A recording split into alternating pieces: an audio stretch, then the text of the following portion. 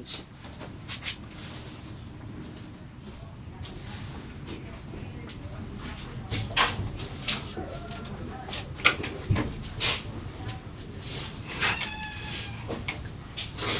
Vai acordar, Ítalo. Acordar para ir pra creche. Isabel, Ingrid. Bora acordar? Bora. Bora, mãe. Calma aí. Bora.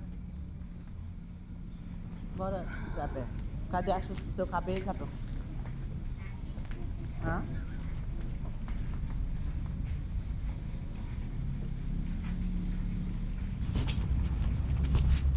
Ó a lama aí, pra não pisar, viu, Ítalo? Pois é, senão vai ficar todo sujo.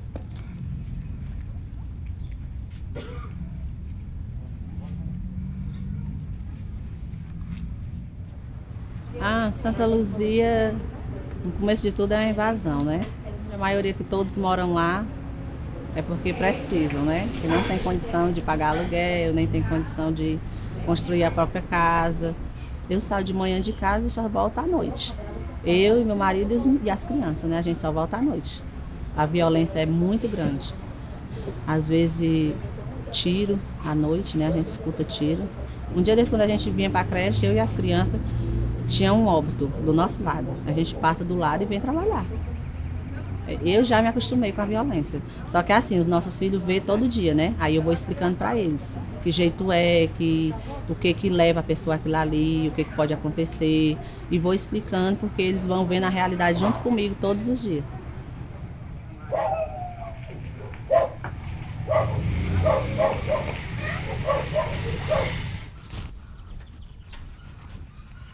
Mirailde?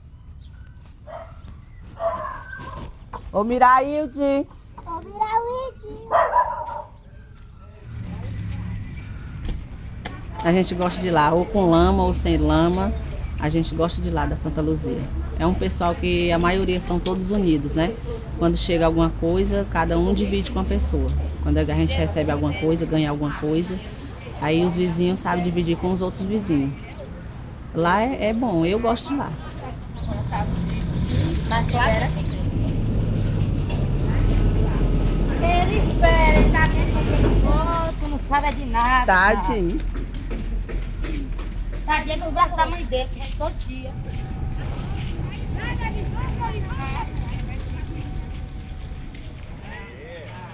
Já era. Vamos começar o rojão agora. A luta. A luta.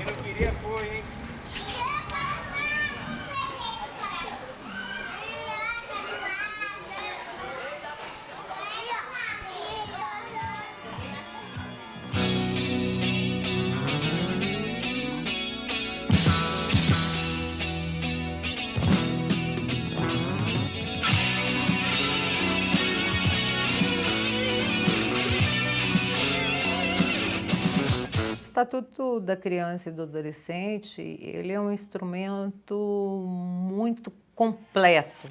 Qual era a preocupação nossa? De ver o olhar sobre a criança desde a gestação. Então, o Estatuto ele garantiu o pré-natal à mãe, que até então não existia por lei. Ele garantiu as campanhas de vacinação da criança e do adolescente no nosso país. Teste de pezinho que prevê no ato que a criança nasce, se ela tem uma doença que possa ser tratada antes que essa doença avance. Ela prevê a oportunidade da criança e do adolescente viver num ambiente, né, da família, da sociedade e com o apoio das políticas sociais que o Estado deve assegurar para ter o mínimo de condição, a liberdade, a vida, a cultura, o lazer, o esporte, a educação, o trabalho. Neste momento, esta casa recebe uma responsabilidade que se traduz no comparecimento desses meninos de rua. Meninos esses que são filhos desta pátria.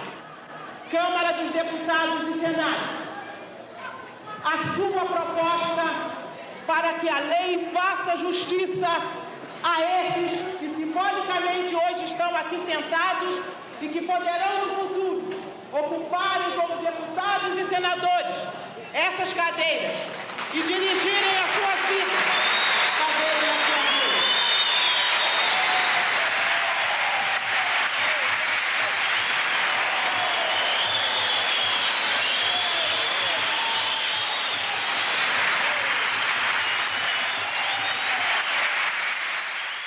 Nós tivemos muitas audiências, debates, um movimento nacional de meninos e meninas de rua vieram para cá, eles desde a Constituinte dando um suporte, as pastorais também estiveram, a OAB.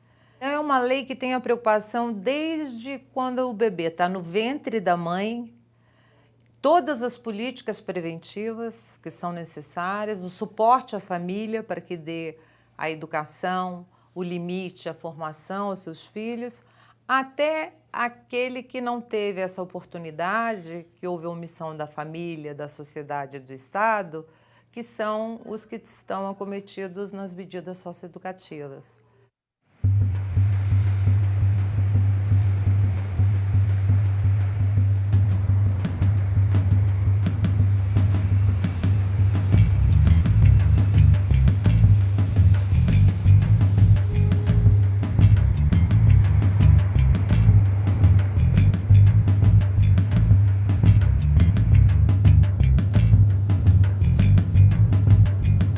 Eu acho que eu tive sorte, porque por nascer numa família muito pobre, aí meu pai dizia, bicho, a tua saída é a escola.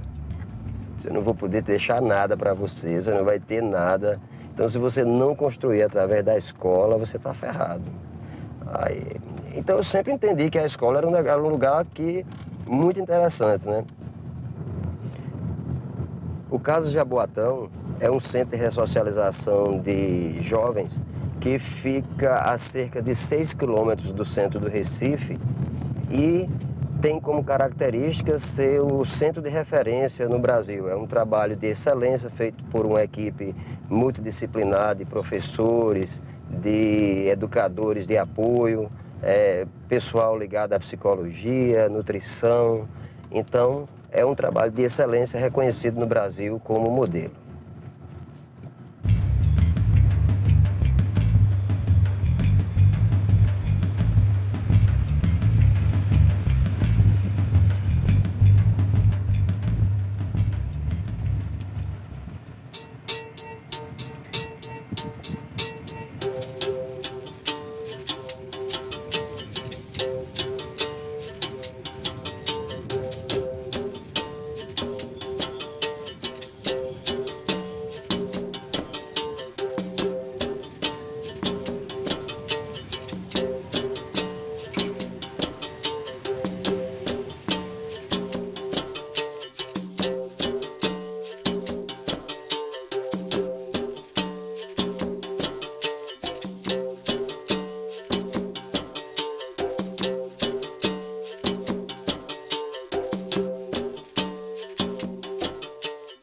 Quando os meninos chegam aqui, eles pensam que vão ser internados em uma situação de internamento como outra qualquer, o mais comum que se tem, né?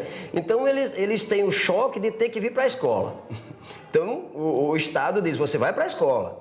Ele não vai ser internado em um pavilhão. Ele é internado em uma casa onde tem um agente que funciona como sendo aquela pessoa adulta que dirige o funcionamento daquele ambiente. Eles estabelecem um relacionamento, eles têm uma relação em que vez por outra nós vemos um menino desse abraçado, brincando, jogando bola com um agente. Nós chegamos, o professor de capoeira, que é César, né, e nós já chegamos a sair com os meninos aqui do CASE, com 20 meninos numa Kombi. E eles sequer pensam em sair, em fugir. E eles dizem, olha, nós poderíamos sair correndo agora, mas nós jamais faríamos isso por conta do que vocês são pra gente. Porque você é um cara que me trata como gente.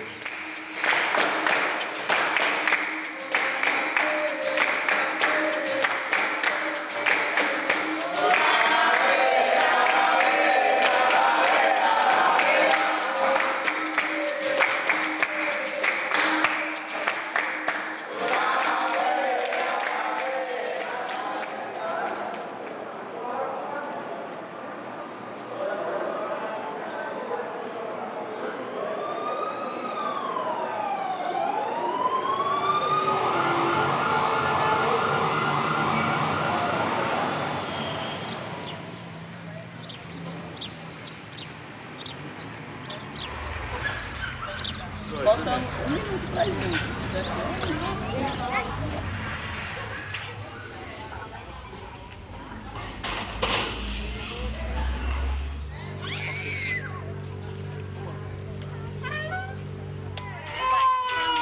Também tá chorando? Ah, não, tia, esse é um gol. É, isso aí.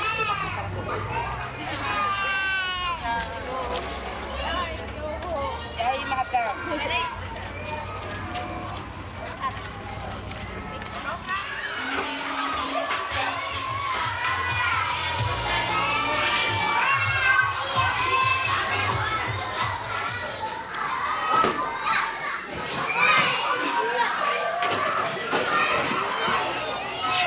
Bora, deitar direito aí, bora.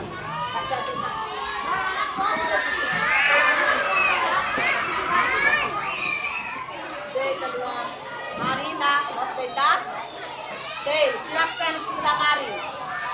Marina, tira a sandália do pé.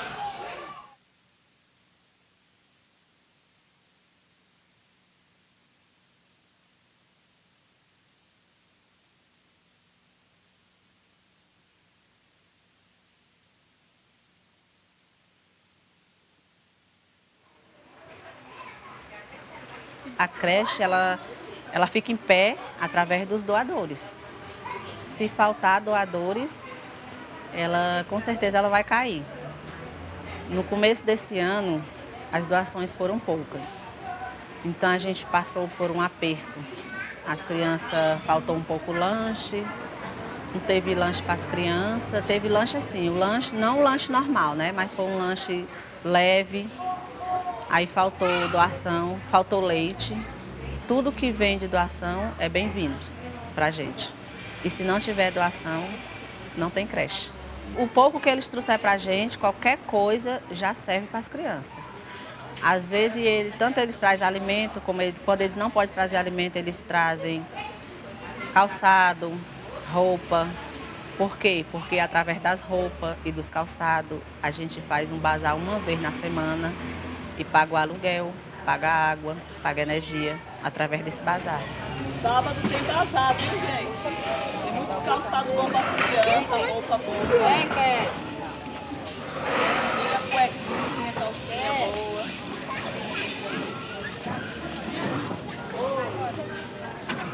A ressaca tá boa. Abre uma bolsa do Miguel, tá 9 horas.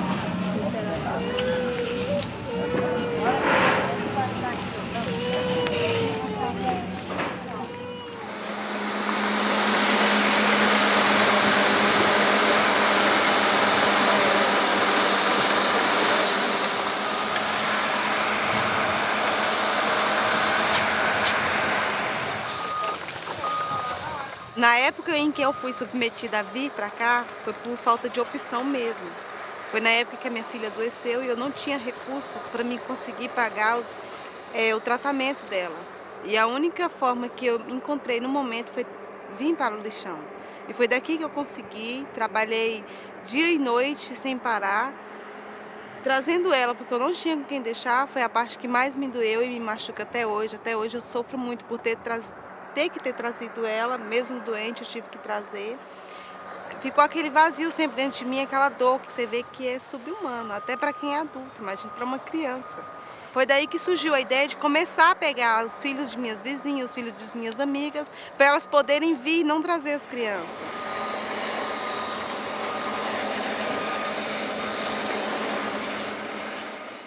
Foi aqui que eu morei 8 anos, o início do projeto foi aqui e a gente atendeu no início 12 crianças e fechamos para o novo espaço com 86.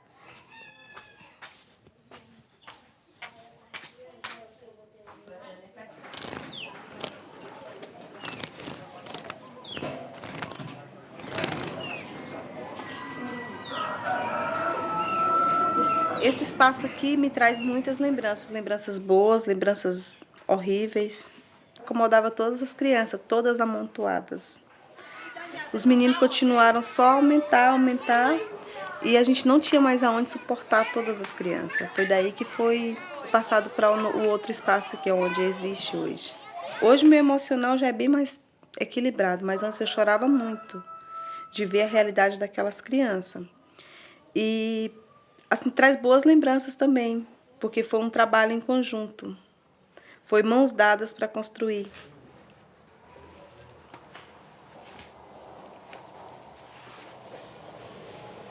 Bom dia. A Maria de Jesus se encontra, querida? Conselho Tutelar, Marta. Obrigada. Eu tô com uma situação aqui daquelas, né? Como sempre. É uma garotinha de 10 meses, uma fofura. A mãe dela está solicitando um SOS aí, creche, com você. Tem jeito? A mãe dessa menina, ela é bom essa creche porque ela faz tratamento, um acompanhamento médico, e ela está sozinha, né? Não tem companheiro, e até para facilitar para ela trabalhar, porque ela está pagando aluguel e pagando uma pessoa para cuidar da criança. E fazendo diário. Tá ok, então. Obrigada. Beijo. Tchau. Você vai lá na... Você sabe onde é, né? Eu sei. Então, vou te dar um encaminhamento e você vai procurar a Maria de Jesus. Tá. Ela mama? Não sei. Não Costa ali no cantinho e amamenta ela, tranquilo. Faz de conta que não tem ninguém aqui.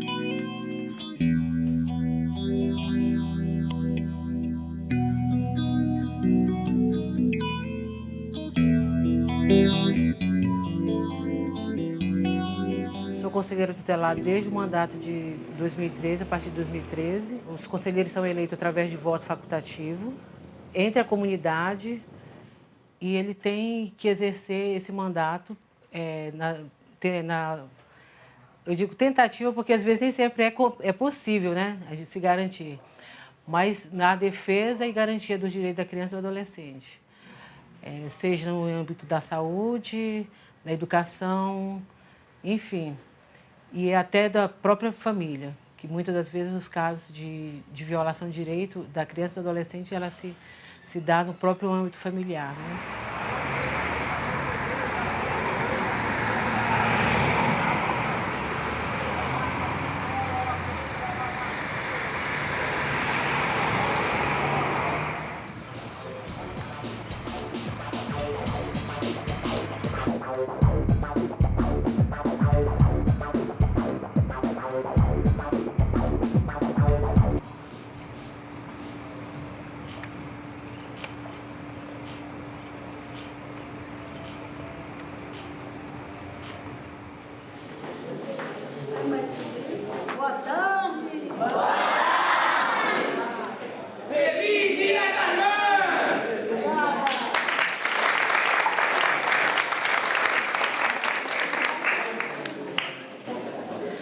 Em 13 de maio de 1888, foi assinada a Lei Áurea, que abolia a escravatura.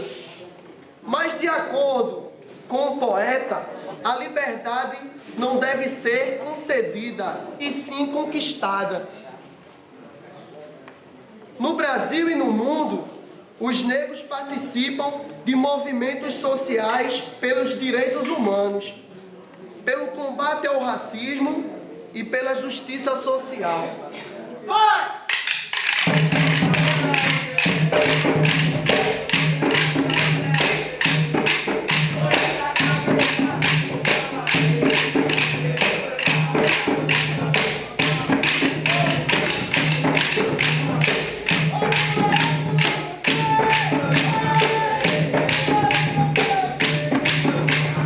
A princípio, elas vêm muito achando assim que com medo da unidade, né? Meu filho está sendo maltratado, né? Os direitos dos meus filhos estão sendo violados.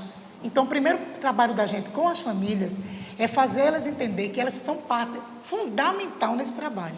Quando elas veem a unidade, né? Que elas conhecem a unidade, a gente tem um trabalho aqui que é um trabalho que a gente faz com as famílias.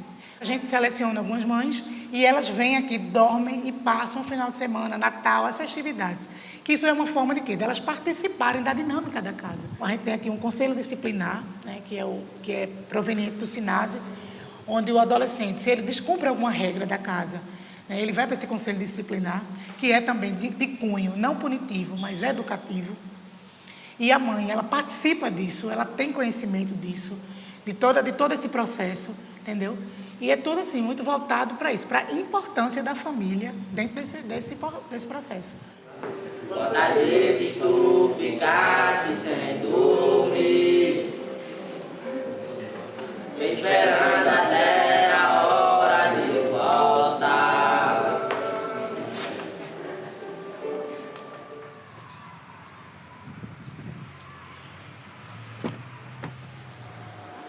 Então agora nós vamos averiguar esse Disque 100. Essa denúncia aqui trata-se de negligência, né? Agressão física, violência psicológica e negligência. Será que houve agressão? Tem agressão? Existe mesmo essa agressão, esse histórico de agressão? Porque pode ser um vizinho, né, com quem ela tenha algum problema que faz essa agressão, pode ser até o possível provável genitor dessas crianças que está numa situação de disputa, né, de ciúme, que faz isso no sentido de prejudicar uma mãe numa situação dessa. Conselho Tutelar, meu nome é Marta.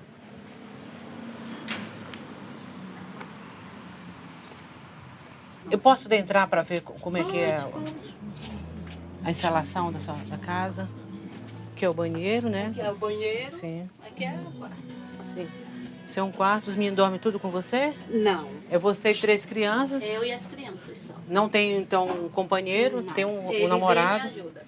Tá ok. Estou convocando a senhora para comparecer ao Conselho Tutelar amanhã pela manhã. E aí, como a senhora está de seguro, a gente pode também fazer a orientação para a senhora, fazer a inscrição para esse bebê ir para uma creche. Para a senhora pleitear uma vaga em creche. Tudo bem? Pode ser. Então tá ok.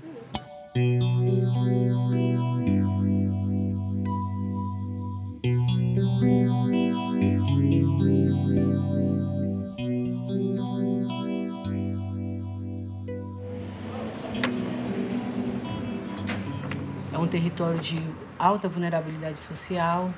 Então a gente tem inúmeras situações e denúncias através do Disque 100 que diz respeito à negligência, seja na saúde, seja na higiene, nos cuidados básicos, né, necessários, seja na própria violência física. Nesses casos, o conselho é acionado e obrigatoriamente fará a averiguação dessa denúncia. Às vezes a criança pode estar sendo negligenciada pela educação. Está em casa, está sendo alimentada, tem uma casa, tem um teto, mas não tem o responsável não a matriculou devidamente, ela está fora da escola. Ela não deixa de ser uma negligência. Cabe ao conselho tutelar aplicar as medidas protetivas, que vai desde encaminhar essa família, de requisitar os serviços de educação, uma certidão de nascimento, até se for os casos de pais que estejam em situação de drogadição, o alcoolismo, fazer o encaminhamento também desses pais, desses responsáveis, para que eles sejam devidamente atendidos, né? Para que venham ter capacidade plena de estarem cuidando e se responsabilizando pelos seus filhos. Havendo reincidência, quando o pai, essa mãe, ela se nega a fazer esse tratamento, a ter esse atendimento e persiste esses quadros de negligência, é feito um estudo de caso e, possivelmente, essa família deverá ser encaminhada ao Ministério Público, a situação dessa família, dessas crianças, desse núcleo familiar. E aí o Conselho pode até solicitar a medida de proteção mais drástica que se tem no Estatuto, que eu vejo, né? Que é o acolhimento institucional.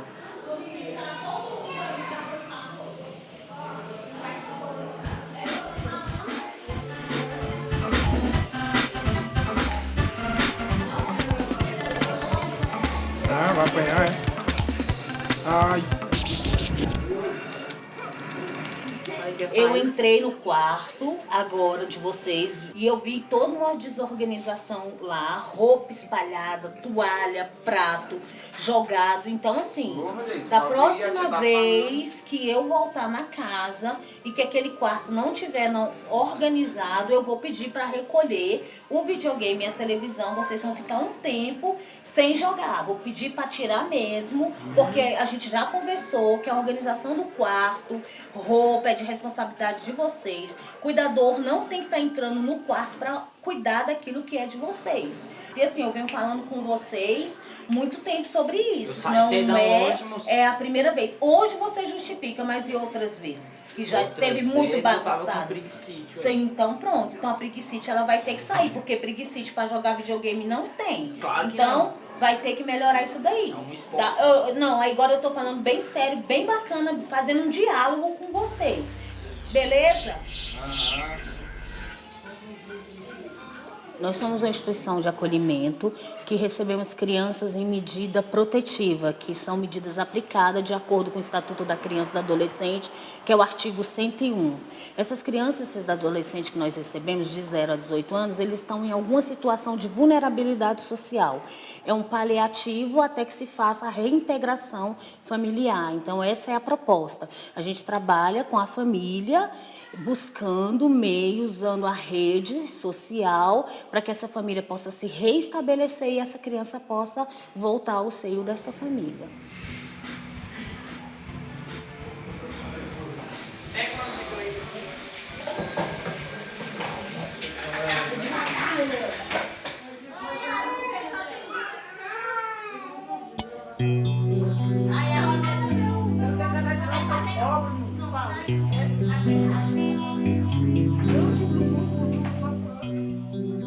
Pensamos planos, trabalhamos tempo dessa criança ficar na instituição, como que essa família vai se reestabelecer, se monta todo esse plano e encaminha para a vara da infância. Logo em seguida, nós fazemos uma visita domiciliar e a gente tenta inserir em trabalho, todas as dificuldades que a família está enfrentando, nós tentamos atender tanto a criança como também a família. A gente lança propostas, mas nem sempre a família consegue se organizar. Existe caso, sim, da família não aderir e continuar no seu processo de drogadição, continuar em situação de rua, continuar com as vulnerabilidades sociais, não adere, não quer trabalhar. E aí esse menino ele permanece no abrigo. E aí a gente trabalha o protagonismo juvenil e a autonomia, buscando mesmo subsídios para que ele possa sair do abrigo e que ele possa se manter. E aí a gente insere esse jovem em programas de aprendizagem, procuramos fazer com que ele não gaste todo o dinheiro, que é uma orientação financeira. A gente trabalha também com orientação financeira. Temos um exemplo recente de uma jovem que saiu da instituição com R$10.000. Ela saiu da instituição com R$10.000, ela alugou um imóvel para ela, comprou todos os móveis, entrou na justiça, pediu a guarda dos irmãos, levou todos os irmãos com ela. Hoje mora com ela, porque com essa educação que financeira que a gente passa para o jovem, né?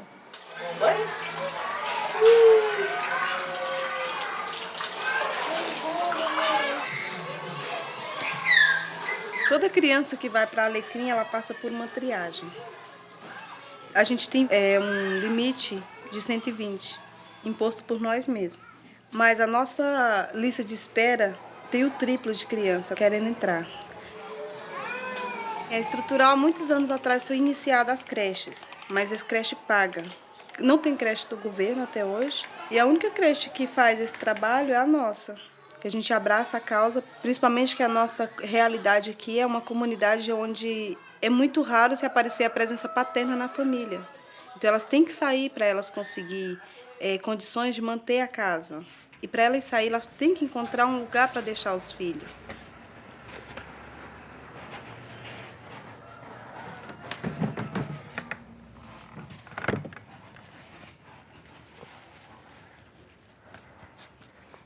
Bora, dá a mão aqui, segura aqui. Pra ser sincera, eu não vejo um lazer aqui. Lazer algum. Os parquinhos, todos quebrados. Aquela praça ali só dá usuário de droga. Não tem como você levar uma criança pra ir pra uma praça com um monte de usuário de droga. Eu não levo meu filho.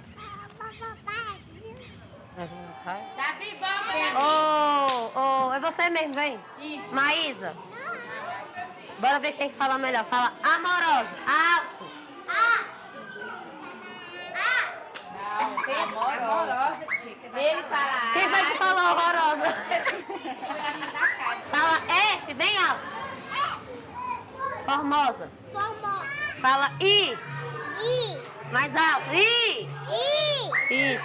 Fala sapo. É pra guardar essa palavrinha, você vai falar isso. Eu tenho 4 meses aqui, mas eu amo um pouquinho de cada um, entendeu? E me dói saber, tem uns aqui que já perderam o pai, já perderam a mãe, entendeu? Então preciso de uma atenção a mais. Tem umas crianças aqui que já são cuidadas bem demais. Tem outras que a gente manda com... É triste saber que a criança sai daqui e volta com a mesma fralda no outro dia. Então, assim, é por isso que eu acho que tem muita voluntária aqui, entendeu?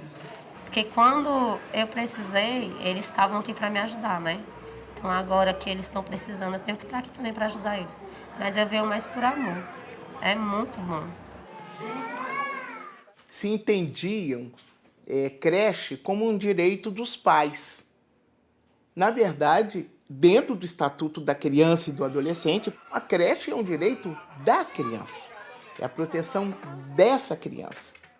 Tem que colocar maior para menor, vamos.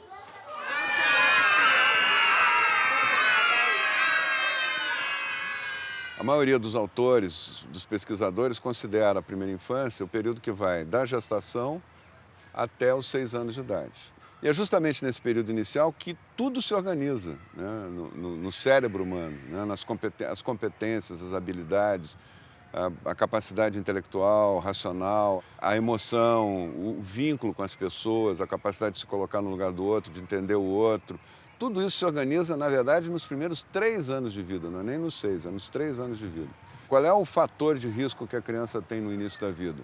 É ela não ter atendido às suas necessidades básicas, inclusive emocionais, né? Quando isso acontece, a criança entra num estado que a gente chama de estresse tóxico. Ela não entende o que está acontecendo com ela está aprendendo o mundo ainda, né? E, de repente, ela não tem atendido a sua necessidade de comer numa hora certa, não tem os horários, ela está ali, fez xixi, fez cocô e a pessoa não dá bola, quem cuida dela não dá bola, ela fica toda molhada, ela começa a chorar ou entrar no estresse tóxico. Se essa pessoa, a simples negligência, não precisa ser violento contra a criança, né? A violência piora, mas a simples negligência em relação à criança eleva muito o estresse, elevam hormônios do estresse, entre eles o cortisol, que são devastadores no cérebro. Eles destroem neurônios, destroem as conexões entre os neurônios. Essa criança pode ficar com uma lesão cerebral, sem nunca ter tido uma doença, sem nunca ter tido uma tendência genética para isso. Ela vai carregar isso para o resto da vida, vai ter problemas emocionais para o resto da vida. Então, até para a prevenção da violência, para ter indivíduos mais competentes, com mais habilidades no futuro, é muito importante os cuidados no início da vida.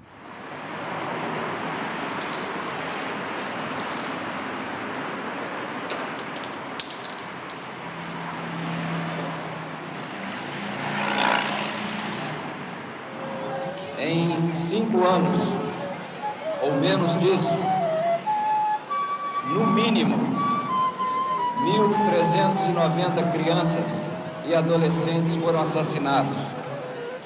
E que eles foram assassinados, na maioria dos casos, a tiro. Existe, portanto, uma guerra contra as crianças e adolescentes pobres deste país. O problema da criança, como é que se resolve o problema da criança? É um problema social. Então, o olhar da sociedade traz isso como um problema social. Se você pegar anterior ao Estatuto da Criança e Adolescente, o problema da criança e adolescente era um problema policial.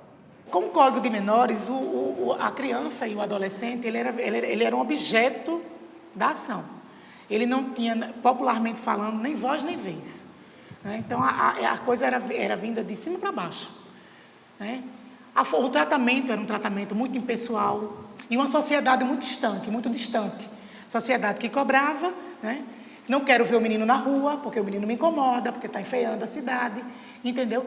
Mas, assim, ela não se sentia parte do processo. Porque a gente também tem que trabalhar o princípio da corresponsabilidade. Eu sou responsável por isso aqui. Nós, enquanto cidadãos, somos responsáveis. E com o advento do Estatuto, a filosofia mudou. O Código do Menor, primeiro, a cabeça do juiz era a sentença. Pouco importava se esse adolescente ele vinha da ausência das políticas sociais, da ausência da família, da ausência das políticas do Estado, e o juiz cabe a ele a sentença. Você está condenado porque você já foi condenado na sua infância, vai ser condenado de novo. Você fazia uma distinção muito grande, por exemplo, criança pobre, criança filha de negro, criança das comunidades carentes, criança filho de trabalhador é menor. O filho de quem tinha alguma condição era criança e adolescente. Então, foi difícil.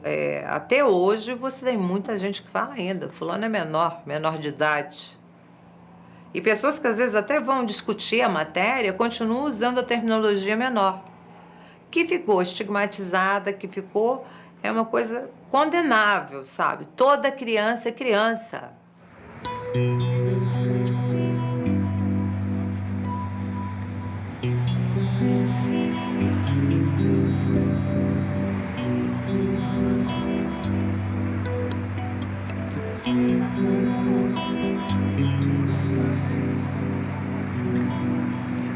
Todas as crianças e adolescentes que nós atendemos têm que ter um encaminhamento da Vara da Infância e da Juventude. Se uma criança em situação de rua chega no abrigo, bate ali na porta, não é que nós não vamos receber. Nós vamos sim receber, mas automaticamente tem que ser comunicado à Vara da Infância e da Juventude para que venha um guia de acolhimento, onde nós somos o guardião dessa criança. Existe sim crianças que não têm família, mas aí nós iniciamos toda uma busca envolvendo o judiciário, solicitamos que o judiciário nos ajude a encontrar essa família extensa. Se não é o pai e mãe, que é a família biológica, a gente procura encontrar algum parente extenso, alguém da família que possa receber essa criança.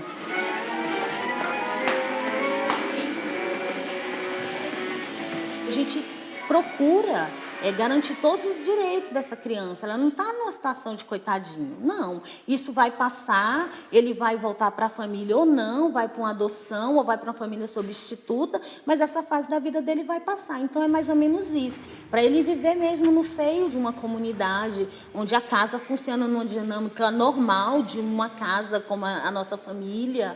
A alimentação é feita na casa e eles brincam com o vizinho e jogam bola na quadra. Vive no seio de uma comunidade mesmo, sai, trabalha, volta, entra, vai para a escola, andando sozinho, bonitinho, volta. Então é essa dinâmica mesmo de casa. Toda situação com o adolescente infrator, ela é encaminhada ao Conselho Tutelar, justamente também para fazer o acompanhamento do núcleo familiar, se ele entrou por delito, foi por evasão escolar, falta de escola, foi por falta de apoio dessa família, enfim. Isso vai muito do promotor, do juiz, a visão que esse promotor e o juiz vai ter sobre esse adolescente. Aquele adolescente que já tem uma reincidência já sistemática desses atos infracionais, então ele vai para esse meio socioeducativo, né?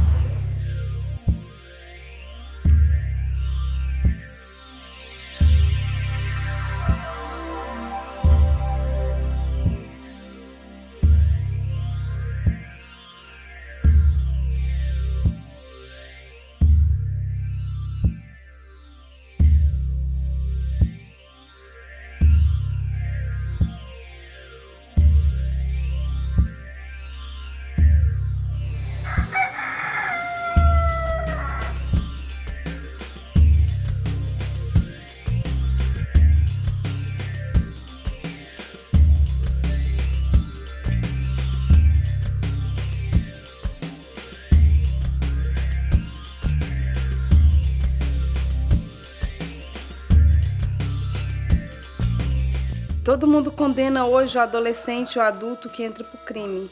Mas para isso acontecer, houve uma sequência de coisas erradas lá atrás.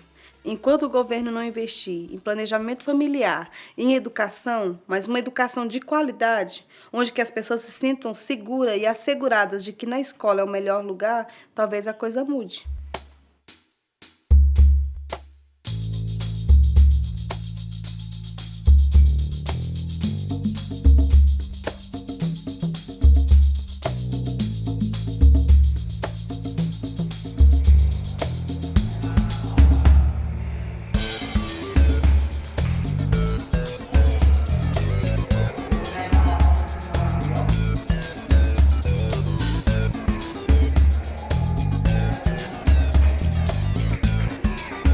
quando o menino sai daqui, ele sai equalizado.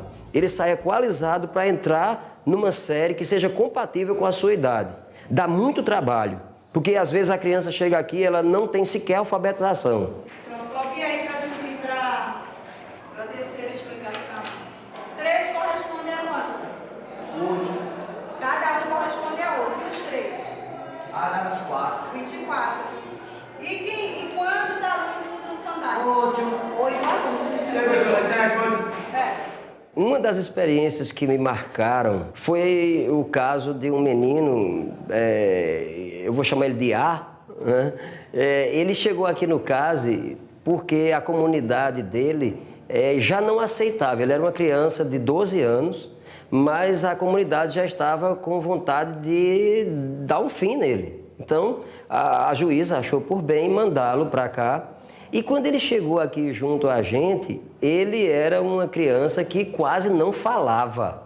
Ele simplesmente berrava, né? E uma das coisas que mais me surpreenderam, isso é uma coisa marcante e me emociona bastante, né? É que uma das vezes que eu estava na sala dos professores, ele me chamou e disse: eu quero ler um negócio para você, né?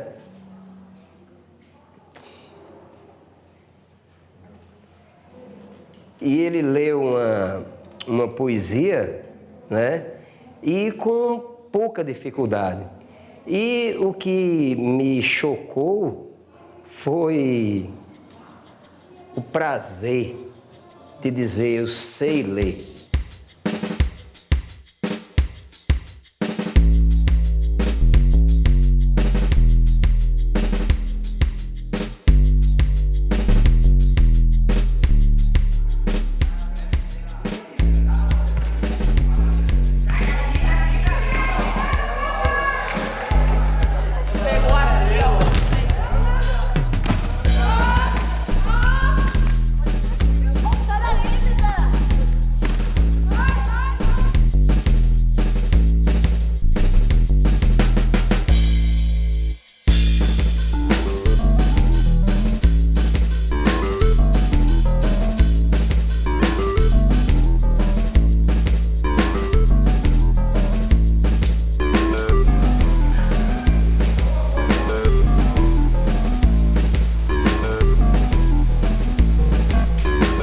Para mim, o grande diferencial dessa unidade, que é o que possibilita todas as outras ações, é o quantitativo de adolescentes que a gente tem. A gente não trabalha com a superpopulação, que é o que massifica, que é o que prejudica demais o trabalho. Por mais que você queira, por mais que o educador se empenhe, mas a superpopulação, ela traz assim, ela tem um rebatimento direto, negativamente na ação educativa. Então, para mim, o grande diferencial daqui é o quantitativo, é o número de adolescentes que a gente trabalha.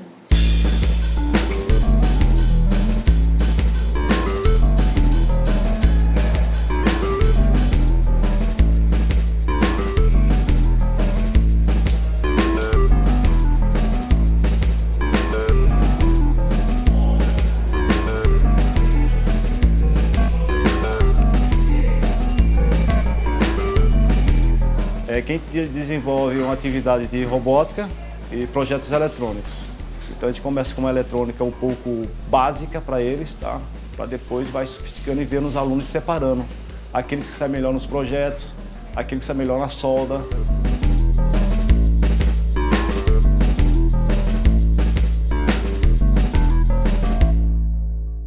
Há um mês atrás a gente foi para a FUNASE de Pacas e a gente consertou as câmeras, entendeu? Nós temos foto de lá. Os alunos, a gente passou um dia, a gente consertou as câmeras, as cabeações dos próprios alunos. Então, se ele fez isso numa outra unidade, então ele pode fazer isso em qualquer outro lugar. É uma equipe, né? Desenhista, por exemplo, o cara que projeta, né? O menino que faz que monta o Lego, outro que solda, outro que escolhe as peças, aí depois no termo que vai para o computador para programação. E o carro executa aquilo que o campeonato quer que execute. Por isso que você vê que quando eles saem da unidade, que eles vão para que saem de Liberdade, né? Que eles me procuram aqui para fazer outro curso, e eles voltam para fazer o trabalho e continuar, ele quer continuar o curso.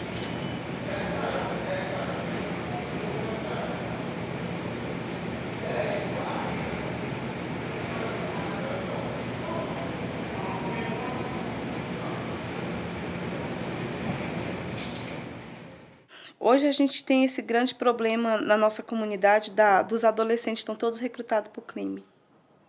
E se você for fazer uma análise, são pessoas que não tiveram acesso. Acesso à escola, acesso à educação e, de uma forma geral, eles foram vetados de ser cidadão. Porque a família Santa Luzia, as pessoas que moram nesses locais, eles não têm nem endereço. São pessoas que perante o governo elas não existem. Porque não tem como, nem não tem como fazer a contagem delas. Aí é onde eu acho assim, que a sociedade foi falha. Onde o governo é falho na nossa cidade. Porque se hoje temos, como eles falam, bandidos na estrutural, a culpa foi do governo que não soube aplicar uma política pública aqui dentro, de incentivo.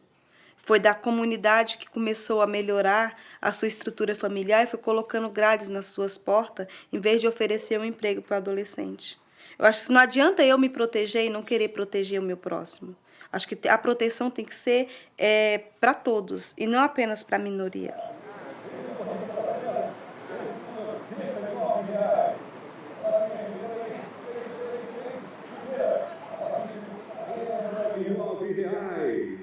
Bola de futebol para você jogar a sua peladinha de final de semana. O pano de fundo desses meninos é essa sociedade capitalista que a gente vive, que o consumismo também chega para eles. Né? Eles também querem a roupa de marca, o relógio de marca. E isso, quer queira, quer não, tem uma relação direta com o envolvimento deles no tráfico. Né? Porque como uma família não pode dispor disso, não pode supri-lo dessa necessidade, né? Ou desse desejo, eu não colocaria nem necessidade, eu acho que está mais para o desejo. Ele vai se associar ao tráfico, entendeu? Então é uma relação muito direta, tanto é que aqui na unidade a gente não permite a roupa de marca. Por quê? Porque a gente sabe que na leitura disso aí, quando a gente vai fazer a leitura social, tem muito isso, né? Tem muito aquela coisa eu tenho que consumir, porque o adolescente da minha idade, de classe média, média alta, tem. E eu sou um adolescente com os mesmos desejos, com os mesmos anseios.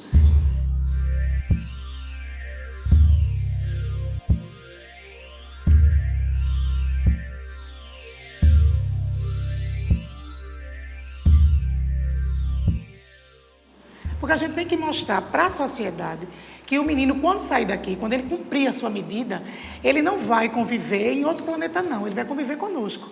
Né? Ele vai usar os ônibus que a gente usa, ele vai andar nas ruas que nós andamos. Por conta disso, a secretaria está com um trabalho agora, que é o trabalho do egresso, que é aquele que sai. Né? O que é egresso? Egresso é todo aquele que sai do sistema, que é justamente para a gente fechar essa ponta, que é importantíssima, que é quando o menino retorna à comunidade dele. Né? Então, é trabalhar essa comunidade, ver que equipamentos sociais essa comunidade dispõe, ocupar o menino, porque aquele é ocupado 24 horas. Né? Ele tem escola, ele tem as atividades de oficina, a gente tem um curso de inglês, enfim, então ele tem, fora as atividades externas, então ele tem o tempo dele todo ocupado. E quando ele volta para a comunidade, muitas vezes ele não dispõe dessa ocupação em tempo integral, que para o adolescente é fundamental, né? E assim, quando a gente tem a sociedade como parceiro, quando o menino retorna a esse convívio, é muito mais fácil, esse retorno dele é menos sofrido, né? Ele é mais, digamos assim, é mais afável, entendeu?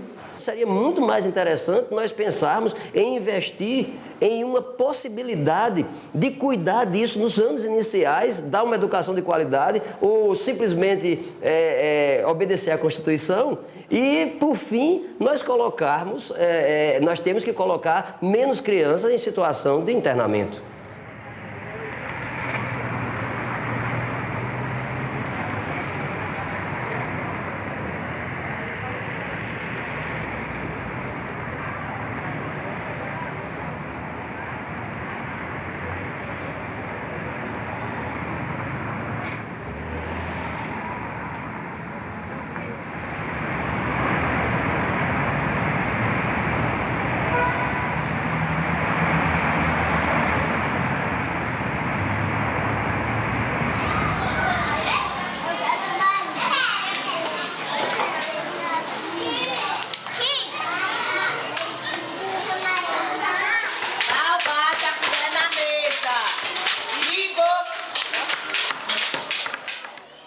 Todo mundo condena o governo tem suas falhas? Tem.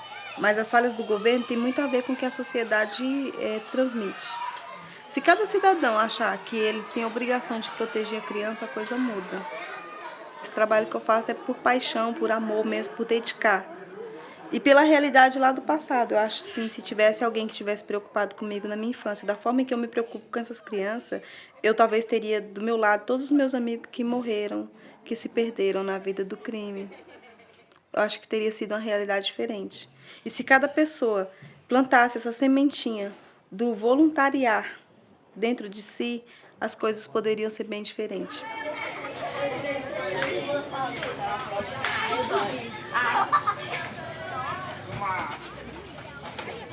Meu nome é Ives Santana, eu sou ator e interpretei um menino de rua para que não aparecesse nenhuma criança nessa situação tão triste nesse documentário. Eu acho que toda criança tem o direito de ser feliz, de ter casa, carinho da família, poder estudar, ter comida à vontade. A vida como eu tenho, a vida boa, né? E, além de tudo, o amor, que é o básico para não sofrer e nem fazer nada de errado. Eu acho que toda criança deveria ser feliz. Nas gravações, eu conheci um texto que foi escrito por meninos de rua e entregue para o deputado Ulisses Guimarães, na época que estava escrevendo a Constituição. E eu vou ler para vocês. Queremos que nossos pais ganhem mais dinheiro. Queremos ter casa grande para a gente poder correr, dormir e brincar. Queremos que nossos pais parem de beber, de brigar e de bater na gente. Queremos ter sempre roupa e sapato. Queremos estudar, passear e viajar. Gostaríamos de ter dinheiro. Não queremos roubar. Não queremos ser presos nem apanhar da polícia. Queremos trabalhar e ser alguém.